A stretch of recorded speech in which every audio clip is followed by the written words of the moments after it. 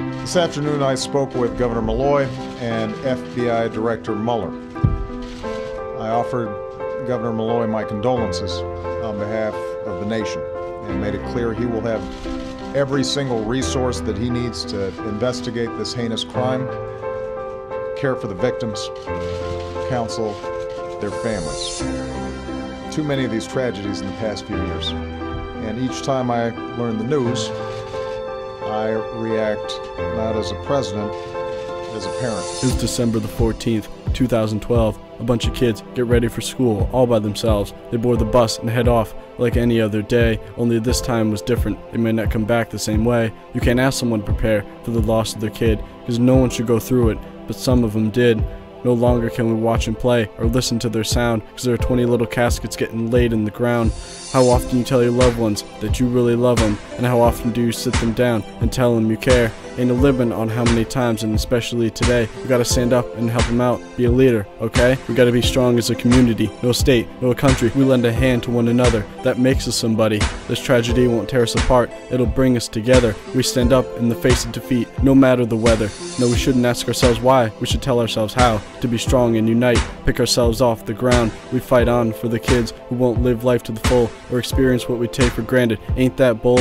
And to the teachers who sacrifice, we truly are grateful. They saved our lives and many kids who were so frightful. My heart breaks when I think about her, cause it's really unfair. What you did, Vicky Soto, won't go unnoticed, do you hear? She risked her life for those kids, defined her as a winner. She rose up and thought quickly, without fear of the pressure. There were plenty of other heroes that saved lives that day, and to all those who survived, just look up and pray. To all the kids who live in fear of going back to school, you ain't gotta worry about nothing, cause everything's cool.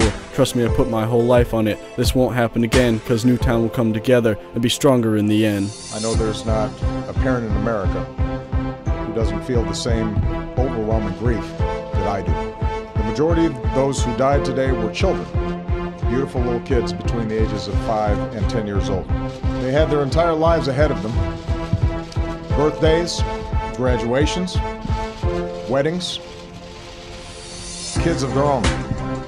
Among the fallen were also teachers, men and women who devoted their lives to helping our children fulfill their dreams. For the parents and grandparents, sisters and brothers of these little children, for the families of the adults who were lost.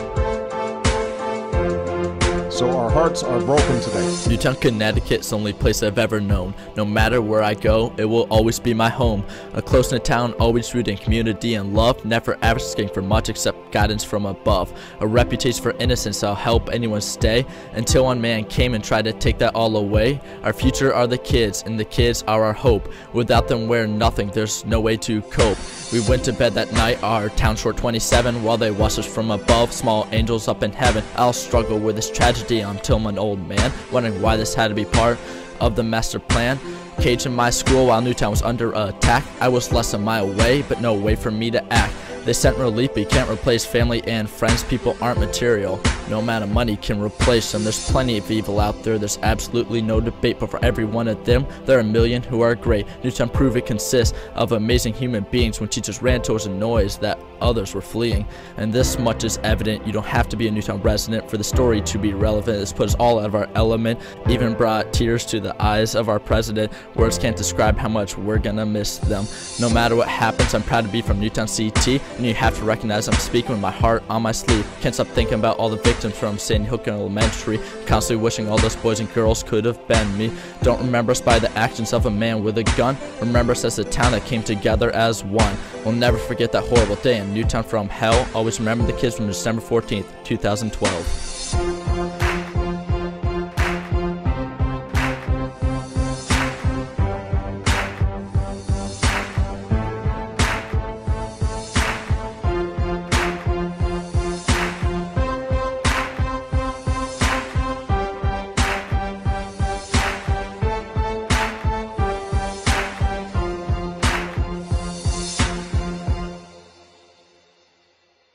As a country, we have been through this too many times. A shopping mall in Oregon, or a temple in Wisconsin, or a movie theater in Aurora, or a street corner in Chicago. These neighborhoods are our neighborhoods, and these children are our children. And we're going to have to come together and take meaningful action to to prevent more tragedies like this, regardless of the politics. And we'll remind each other how deeply we love one another.